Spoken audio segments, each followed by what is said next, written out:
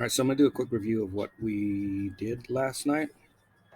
I like your rolling style. I like some of the things you're doing.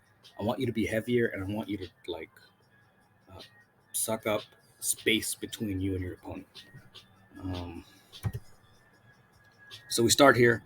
I want you to be standing, which I think you end up going to good. But I want your legs to be out further. Um, Anytime that I can reach out and grab your legs, you're probably too close. Now, there's a difference between initiating a pass and getting close on your terms, opposed to me grabbing here, for example, and then initiating things that I want to do. So I would push my legs further back, crouch a little lower, and then hand fight. Hand fight's going to be huge. It's a way of you, if you can control my wrists, my hands, I can't initiate things. The same is reversed when I'm on bottom and I'm trying to prevent you from passing. I start grabbing wrists just like I'm doing here, and that prevents you from getting that pass because you initially you want to put your hand on hip, on shin, ankles, whatever, and that's preventing you from doing it. So I want you to start hand fighting a bit better. Take the legs back a little bit, and then crouch. Excuse me. So we get in here, we get into reverse de la Hiva, which is a position that I love to play. Um, Again, I want you to be lower here. There. I want you to be more in that space earlier.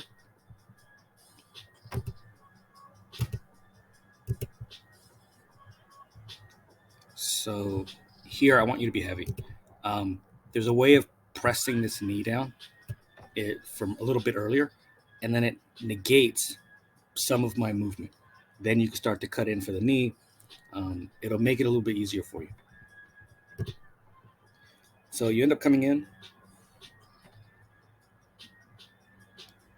You don't get the underhook. I end up ending up the underhook, and I think you end up almost with a headlock, which is not great on your end. Anytime you feel this underhook on the far side, I want you to drop your hips onto the waist and be heavy with your upper body, rib cage, so that they can't start to move you forward.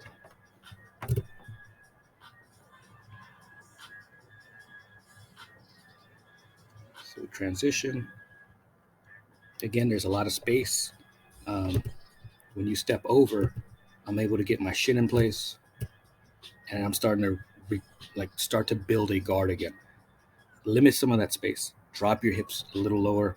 Be heavier. Don't be ashamed to use your weight. I tell Sarah this, the same thing. Like, you have to be heavy. You have to smother. It slows everything down. It slows down their attacks. You're also almost cooking them in the sense, and you're pulling from their cardio so they don't have as much burst down the road. So this was the funny part here.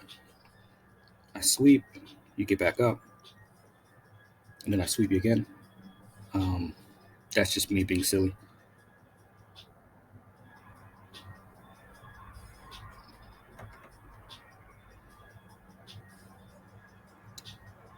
So beautiful sweep. That's one of my favorites. I hit this on a lot of different people, black belts, and it's once you time it right, you'll start to feel it every time they stand.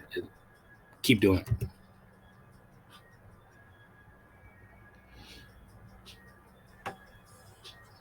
Good half guard. You have my wrist. Keep the wrist. You can sit up, but if you're going to play half guard, keep the wrist. This isn't a bad thing. Right now, you're doing a little bit of hand fighting, which I like. But again, your hips are really high. This is giving me a lot of space. I can play with the guard. I can start grabbing. I want you to be lower, a bit of a crouch. So you do a good job of not letting me put my foot in. But again, we're starting to pass, but we end up with this underhook here, which is going to be an issue for you. And you have the overhook. Overhook is not as powerful. There are some people who can utilize it really well, specifically if you can control this arm and you can use it to lift. you can start getting into like a Keisakatami or judo hold. Some people can utilize it really well. More often than not, the overhook that you're doing is going to lead me to taking your back or sweeping. I think we go to the left here. Your weight was a little off. You come back, I close the guard, and then we start playing again.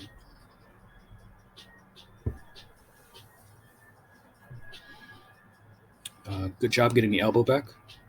I was going to end up taking your back or sweeping. You're pressing. It's a little dangerous. This.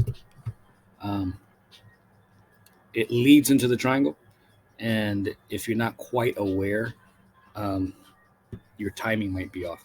In this case, I would have bailed on your arm back here because I have this lock.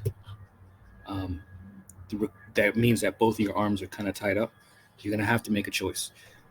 Bail on the right hand trying to break the guard, and address your left hand. So we kind of go to triangle here. Your arms tied up. Both are tied up, actually.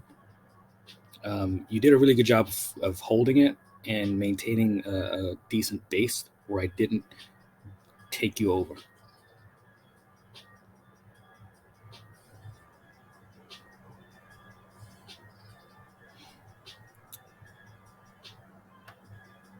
Now we're in triangle. Posture up. I know it's difficult, but posture up as much as you can.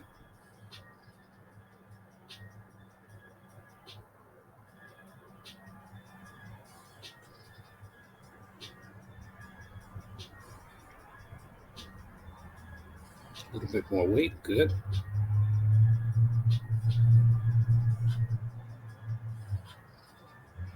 Good.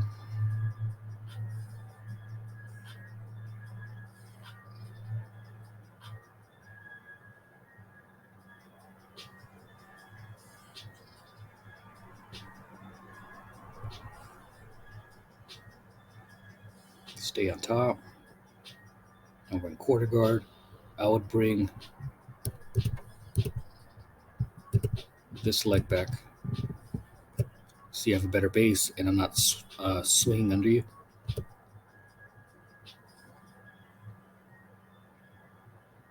Good. I think you get a Kimura. And then we kind of talk about it, or I walk you through it. Yeah.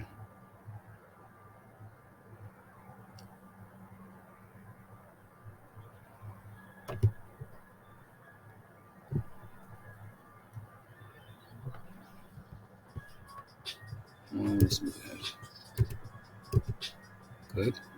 All right, so he swung into the armbar, which is pretty good. The only drawback is, like I told you last night, you were more gripping with your hands. That hook that you have with the right arm, beautiful. That's really what I want. I want you to also get heavier with your legs. Like, put one leg over the face and, like, get heavy on that side.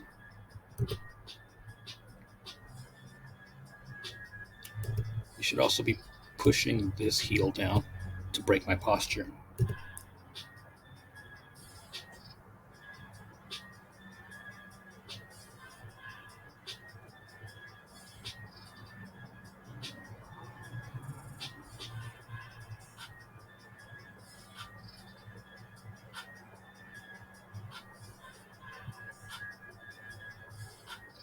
I think I end up getting out.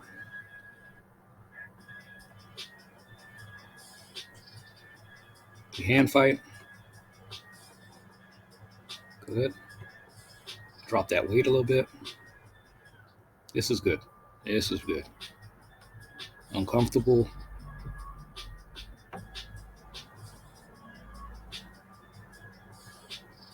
Push off the foot really well. Good. But again, kind of you're doing the overhook on this side. And giving me an underhook.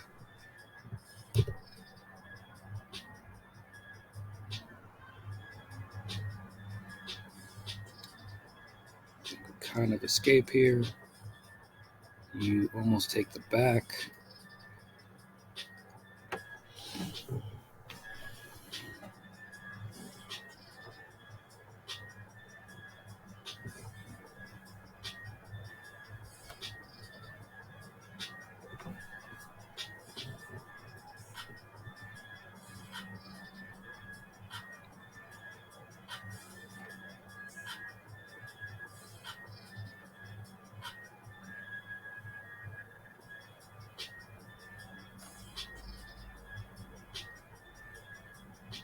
Good run.